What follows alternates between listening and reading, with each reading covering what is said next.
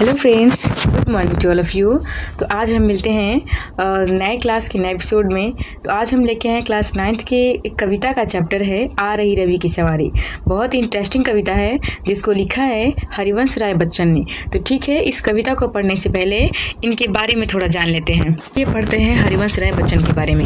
लिखा है कि हरिवंश राय बच्चन का जन्म उत्तर प्रदेश के इलाहाबाद शहर में 27 नवंबर 1907 को हुआ था।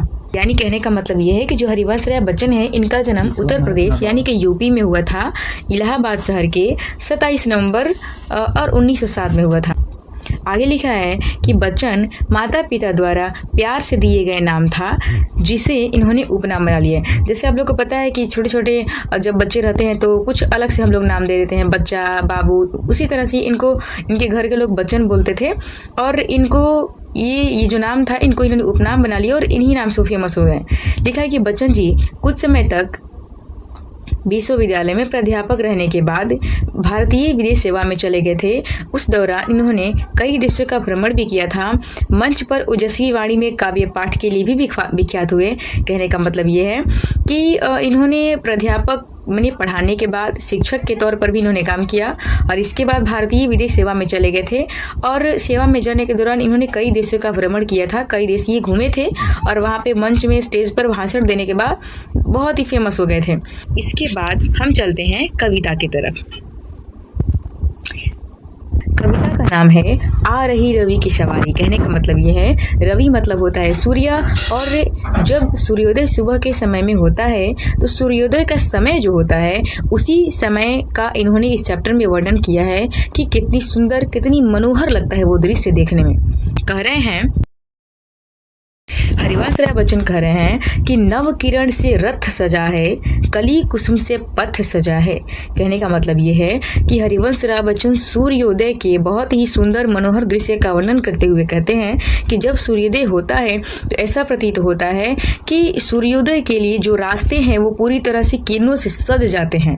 कली कुसुम से पथ सजाए, कहने का मतलब ये है कि जब सूर्योदय होता है तो बहुत सारे फूल पौधे खिल जाते हैं, खिलखिलाने लगते हैं। तो इनका कहने का मतलब यह है कि सूर्योदय के आगमन के लिए किरणों का पथ सज जाता है, कली कुसुम खिल जाते हैं, बादलों से अनुचरों ने स्वर्ण की पोशाक धारी। कहने का मतलब यह है कि जब सूर्योदय होता है तो उनकी किरणों से बादल भी सुनहले रंग के हो जाते हैं। ऐसा प्रतीत होता है कि सूर्य की स्वागत करने के लिए वो लोग सुनहले कलर की पोशाक धारण कर लिए हैं।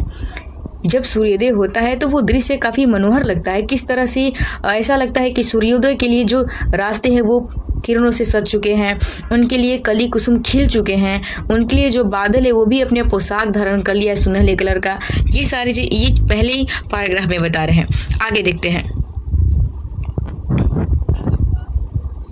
आगे लिखा है, बिहग बंदी और जारण गा रहे हैं कीर्ति गायन, छोड़कर मैदान भागी तारकों की फौज सारी, आ रही रवि की सवारी। कहने का मतलब ये है, ये जो दूसरा पैराग्राफ है इसमें ये बता रहे हैं कि जैसे ही सूर्योदय होता है बहुत सारे पशु पक्षी गीत गाने लगते हैं, अपनी मनोहर आवाज़ में बोलने लगते हैं, पक्षियाँ चहचहाने लगती है, छोड़कर मैदान भागी तारकों की फौज सारी। कहने का मतलब ये है कि जो चांद होता है वो रात का राजा होता है, अपने आप को बहुत बड़ा समझता है, लेकिन जैसे ही सूर्योदय होता है वो चांद की जो साथी होते हैं, जो तारे होते हैं, उनके बल पर वो बहुत घमंड करता है कि हम रात के राजा हैं, हमारे बहुत सारे फौज हैं। लेकिन जैसे ही सूर्य की किरण पड़ती है, चांद की जो भी फौज होती है वो सारी उनको छोड़कर भाग जाते हैं।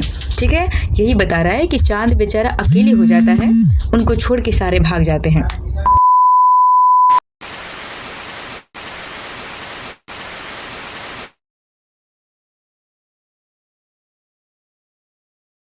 लिखा है, चाहता उछलू विजय कह, पर ठिठकता देखकर यह, रात का राजा खड़ा है राह में बनकर भिखारी। कहने का मतलब ये है कि सूर्य अपने आप को थोड़ा अच्छा समझता है, राजा समझता है, सोचता है कि मैं बहुत खुश हो जाऊंगी कि अब मेरा टाइम आने वाला है।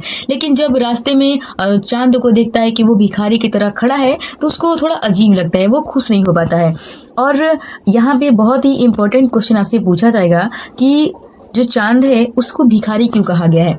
तो चांद को भिखारी इसलिए कहा गया है क्योंकि रात में जो चांद होता है वो अपने आप को बहुत बड़ा समझता है, अपने आप को रात का राजा समझता है, क्योंकि उसके साथ बहुत सारे उसके फौज खड़े होते हैं, तारे खड़े होते हैं, इसलिए वो अपने आप को बहुत बड़ा समझता है।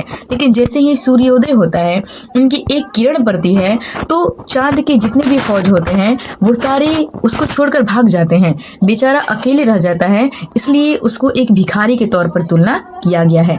तो हरिवंश राय बच्चन बहुत ही सुंदर तरीके से इस चैप्टर का वर्णन किए हैं और हमने भी आपको बहुत ही सुंदर तरीके से इसको समझा दिया है। यदि आपको अच्छे से समझ में आया होगा तो लाइक, कमेंट, शेयर, सब्सक्राइब जरूर करें। मिलते हैं अगले एपिसोड में, तब तक के लिए बाय।